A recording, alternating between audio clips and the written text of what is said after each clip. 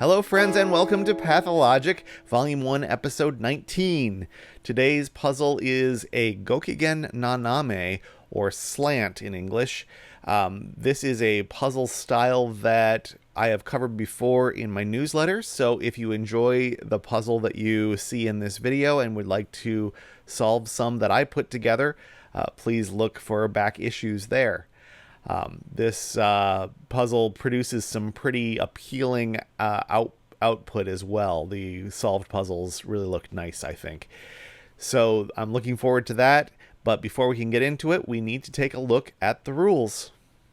Gokigen Naname, or slant, is a line drawing puzzle, but a pretty unusual one, because we're going to draw diagonal lines in each cell that connect the opposite corners of that cell. So just means a 45-degree angle, either positive or the negative diagonal.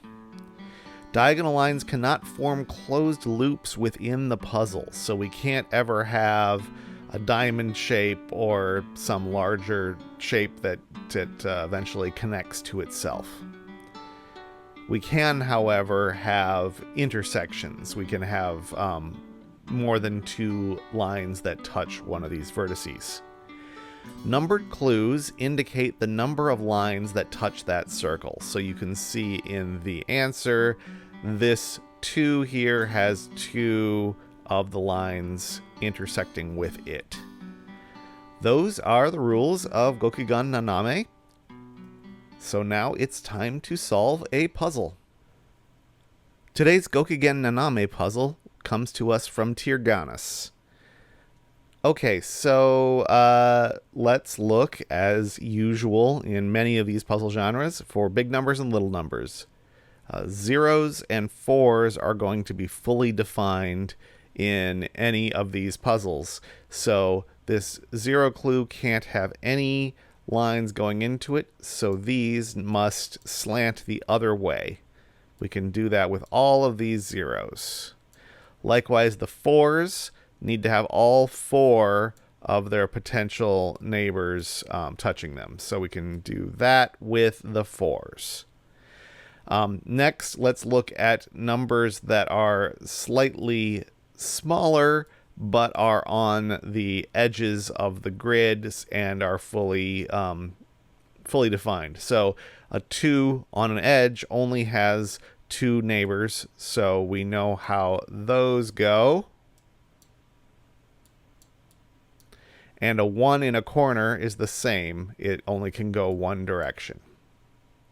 All right, so those are all immediate things we can do without considering other aspects of the grid.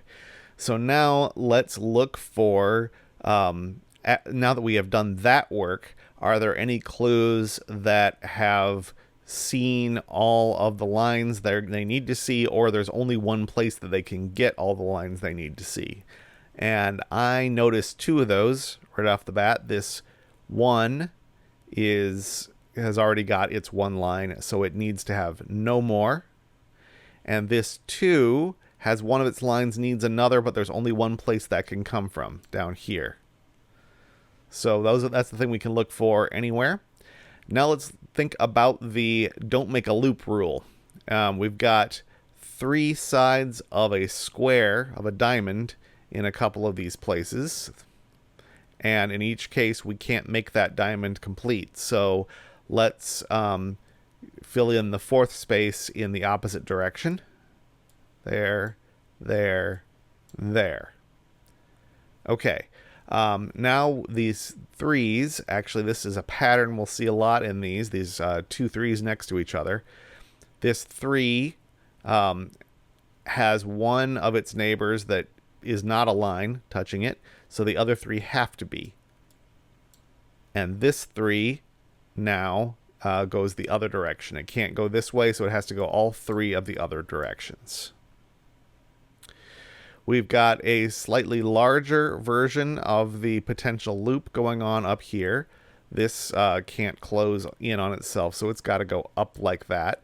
In fact, it's hard to, sometimes easy to miss the smaller potential loops when you've got a larger potential loop, and I did just there. I didn't see that this was 3 sides of a diamond as well, even though it does extend here. So we can't do that. That would be illegal. So we've got to go that way. Okay, next, let's see. I'm exhausting the extremely trivial things, so I have to actually put some thought on the next steps. This 3 is constrained because it needs 3 out of the 4 of its neighbors to be touching it. If it had wings going in both of the upwards directions, that would make a diamond here. So it can't do that, which means that it needs to have at most 1. And to get the 3, both of the lower lines are going to have to be filled in that way. And now that gives us the 2 lines for this 2. Neither of those can go up. They both have to go down. This 3, we've got 1 line where it can't go, so it's got to go in the other 3 directions. This 2 has to have another line going to it. It can't go down. It's got to go up.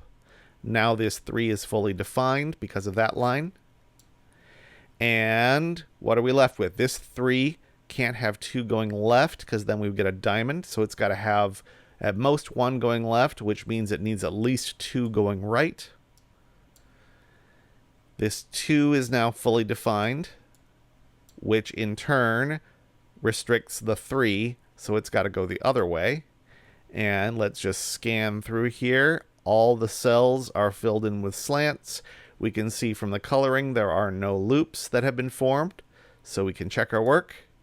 And that is how you solve a Gokigen Naname.